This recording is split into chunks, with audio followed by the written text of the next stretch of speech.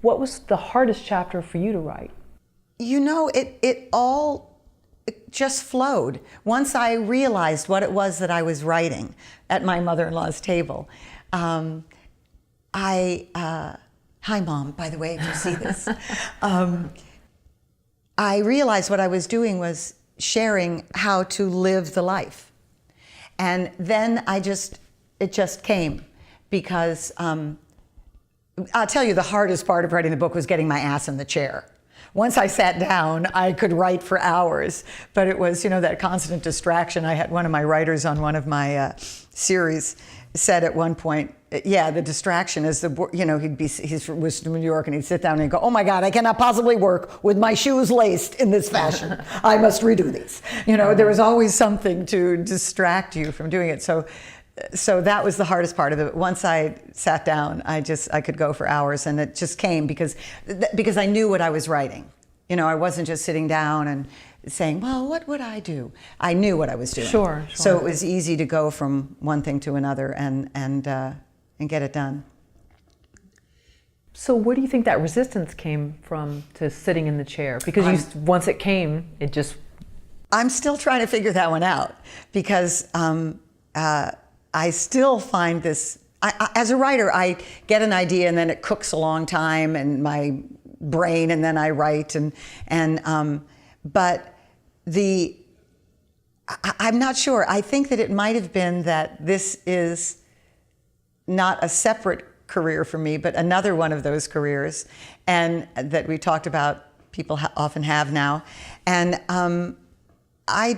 maybe I have some reluctance about embracing this other side of me. My mother always said, write. You should write. You should be a journalist. You should write. You're wonderful. And I think I told you, I don't know if I said it for the record, but I wrote my first novel when I was in third grade.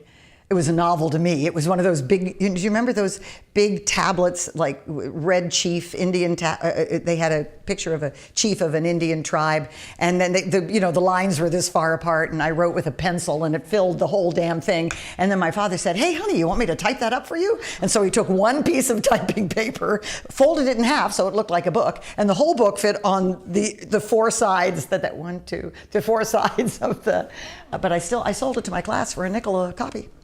And so I don't know. I've always kind of put off this facet. I've written a couple of screenplays and I've written a pilot, and the book is the first published thing that I've done. But maybe it's just some inner reluctance that I need to work on in my meditation, right? To find out so it would manifest in the way that's perfect for me. Was there a book that was something that inspired you, that you often would turn to? And who was the author? Charles Dickens I loved from the time I was a child. I grew up doing Shakespeare because, my parents had a very practical philosophy. If you have children, use them. But I had to audition for every job I got from my parents. Yeah, so that sets you up for Hollywood. If your own mother tells you, I'm sorry, we're going another way, you can't very well call your agent to complain.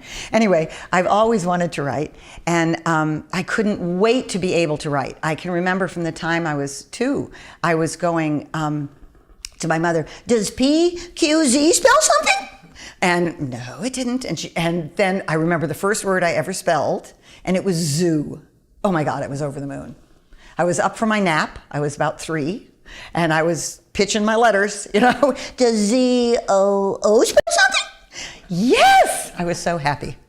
So I've always loved the written word, other people's words. I love reading the New Yorker magazine. I read a 9-page article on baseball. I don't even like baseball.